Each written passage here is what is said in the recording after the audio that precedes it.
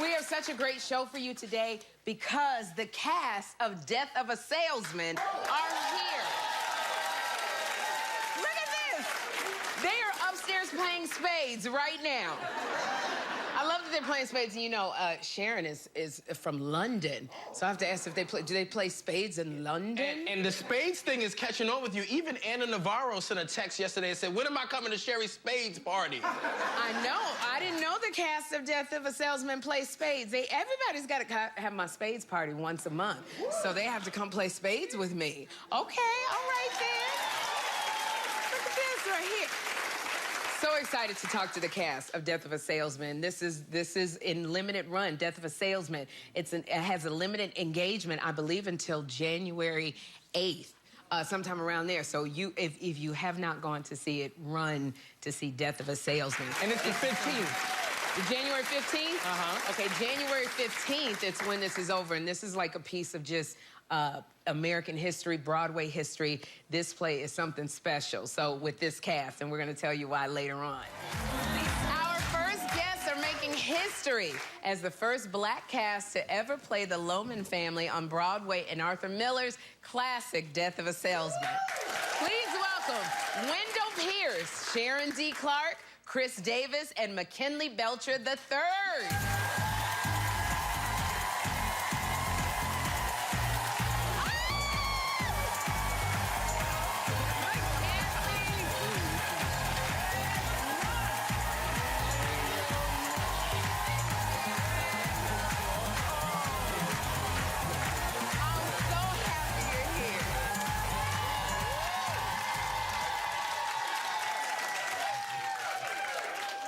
Oh, we have been waiting for you. Oh, this What? is great. You are here. You are here. So, Wendell, you were the first black cast to play the Loman family on Broadway. Yes. Even that phrase, the first, what does that mean to you? Well, what it says is really the cultural ignorance of not understanding how we are a diverse society and that people hadn't allowed us to speak our voice and sing our unsung heart songs. And so now we have an opportunity to do it. Yeah. You know, Sharon, I know you and Wendell were in London when you first did the play. So now you're over here in America. America, honey. In American theater. Is it different? It's different from the West End in the fact that a Broadway audience is more vocal. It's more like the audiences that we have in, say, places like the Hackney Empire or Theatre Royal Stratford East, which are more black areas, where they let you know. So you get ooh, and ooh, and no, and no, and no, don't do it, girl, and all that. Yeah. It's very vocal. Watching like they're watching telly, and they're on the journey with you, and that's wonderful to hear that the audience is with you. Yes, yes. And it's also like, you know, you're touching us in a certain place. Yes. When you're on that stage. You're in the story. If the audience is in the story, then we are doing our jobs. And if they feel that they have to comment, like when Wendell picks up the lighter and someone goes, no, don't do it. She screamed from the top balcony. She said, no, don't do it. Yes. And that's when you're like, yes, you're on the journey with us. That's what we want. We can hear you. As performers, we can hear you on stage, and we love to have that feedback. Oh, wow.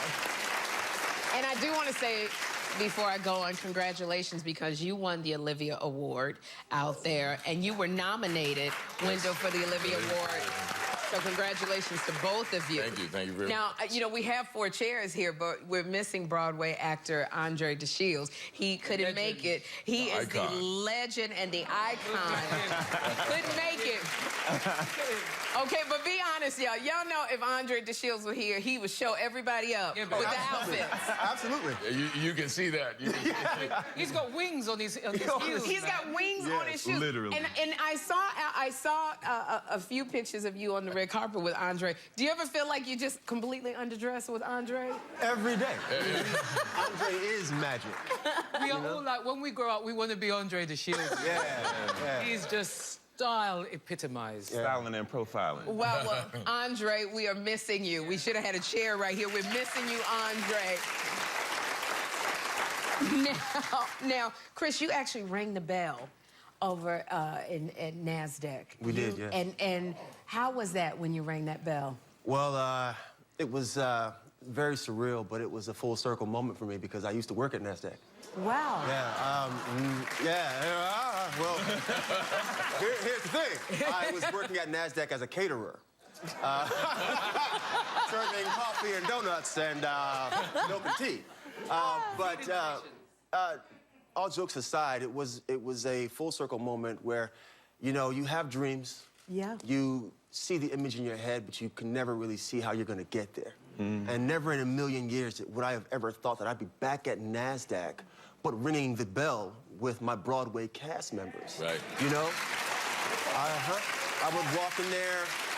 I would, and no exaggeration, I would cater for about 50 hours a week. I'm not exaggerating. Wow. And some days I would do a turnaround where I would go home. I'd get home at around like 1:30 in the morning. I would read my sides for my audition for about a half an hour. I'd lay down and I'd get up at 5 o'clock to be at NASDAQ at 6:30 to get the coffee and prepare the tea and the donuts and everything for people to ring the bell for opening bells or IPOs and things like that.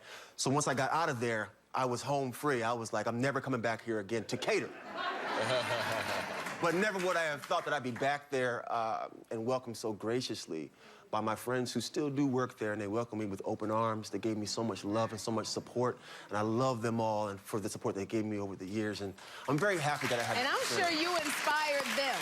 Yeah. I sure hope so. I surely do hope so, because we're all trying our best, you know, and it's a hard gig to be an actor, as you know, so we do what we can. But I do feel very blessed to have had this experience. Oh, my goodness.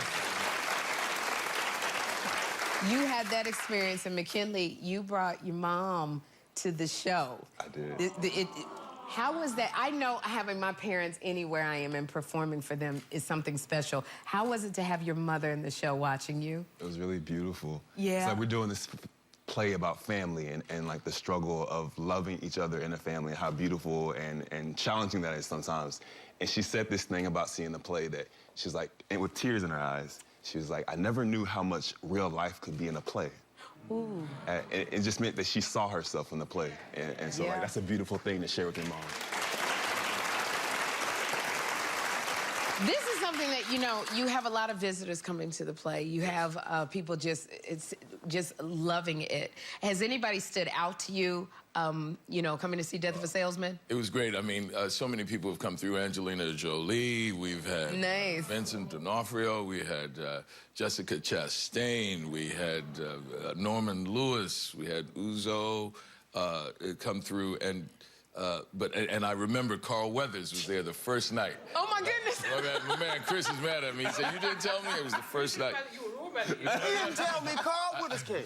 And it's been great, but the thing that stands out to me the most was this woman who came from Florida, 100 years old, and she waited for me outside the theater, and she said, "I saw the original production in 1949." Really? And I've seen every subsequent production on Broadway. And I just wanted to wait and see you because I want to say how much you moved me. Right? And I've seen this play. And that to me was the greatest reward. With her seeing everybody, she saw Dustin Hoffman and George C. Scott and Brian Dennehy and Philip Seymour Hoffman and the original Lee J. Cobbs. Wow. So she saw all 5 men who had done it before, and I joined a small fraternity of men who have done the play on Broadway, and now it's history, you know? Now I'm a part of history. I've made my mark as I pass on this road. Yes, you are. Now, up next, more with the cast of Death of a Salesman, and they have a big surprise, so don't miss it. We are back with the history-making cast of Death of a Salesman. You know, now, Wendell, you have a very gut-wrenching character. You go the highs and the lows, the ups and the downs. You are all over the place with your emotions. Yes. It takes you there. How do you just shake that off when you're done? Yeah, it's you spend the evening being challenged emotionally, physically, psychologically. And this was the first time in any production I've ever done where I said, you really have to separate yourself from the role. Before I used to think, oh, I hear actors all the time, oh, you know, oh, I have to separate myself. I don't know. I was like, man, when the curtain comes down, you go home, you have a drink, and it's over, you know? But with this was the first time that self-care was very important. So for me, it started in London. I would finish the show, and I'm up all night, right? And I sleep all day. But I would go out and hear music. Go and hear music every night. I'm a big jazz head. So, but here, close to the theater, there's this nice little salsa place, right? Really? There's some live music. I love to go, and I have a cocktail, an adult beverage, and then do a little dancing and listening to some beautiful, beautiful music going into the night. And I go to Jazz at Lincoln Center also. I just go and hear music all night long, and then And it helps you wind down. Wind down, just really center myself again, and then go to sleep peaceful instead of crazed, because it can be a very emotional play. Because you're doing, and again, I say this is a limited run. You're going till January 15th. Yes. But you have to get up, you have to do 8 shows a week. 8 shows a week, yes. 8 shows a week, and you have to get so after you go salsa, but then you got to get up and get that emotional. Oh, absolutely, absolutely. People always in the cast is, are you okay? They check on me every day. They take care of me. They're like, are you okay? So that's it. Well, this is the one thing about being on Broadway, and it's such a family. And Sharon, you and Wendell are husband and wife in Death of a Salesman. And the chemistry that you have, that's your boo. You have such amazing chemistry on that stage. Did you two know each other before you started the play? We had never met.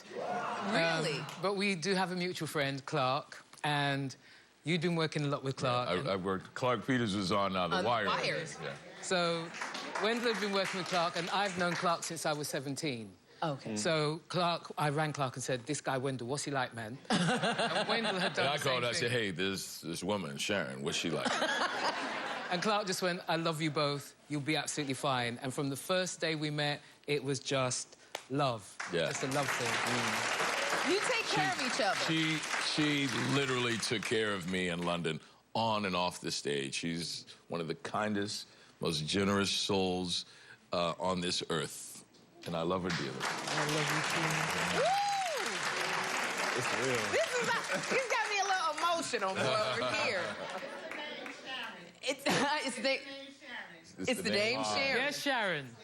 That's it, Sharon. Sharon just makes you emotional, whether you're in the audience or whether you're in the cast. Name Sharon. Now, McKinley, Broadway is so special to you around this time of year.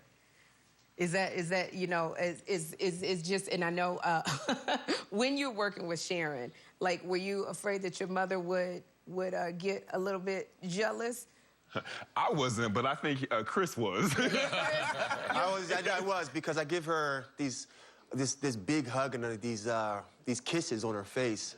And I kiss and hug my mom a lot, actually, and she's a lot smaller than me, so I like to tower over her, and I do that to her, so I was afraid that when my mom came and saw the play and she saw me doing that to Sharon, that she would get upset and she would get jealous, because I'm holding her with such love and care that I didn't want my mom to feel like I was giving away her special love and care. Oh! Now, I did want to say, for those of you with Broadway, it's here, it's the holidays, it's a special time. For people who don't know why they should go and see Death of a Salesman, what would you say to them? It's beautiful, because I'm looking in this audience right now and I see so many beautiful brown and black faces. And there's a thing about telling stories on Broadway. It's like the biggest, in this country, the biggest way of doing a play. Yeah. And it's a way of propping something up and saying it's important. And doing this play on Broadway is a way of saying our families, our dreams, our struggles are important and worthy. And it's a way of saying you are worthy. So come on out and see us. You are worthy, and January 15th, come see it before it closes, because it's a limited run. You must go see that. This is also, it's American story, but it's our story as well. Yes. I want to thank you so much for coming by, Sharon Wendell. Thank you for just showering us with your love. And I want to say, studio audience, you're all getting tickets to Death of a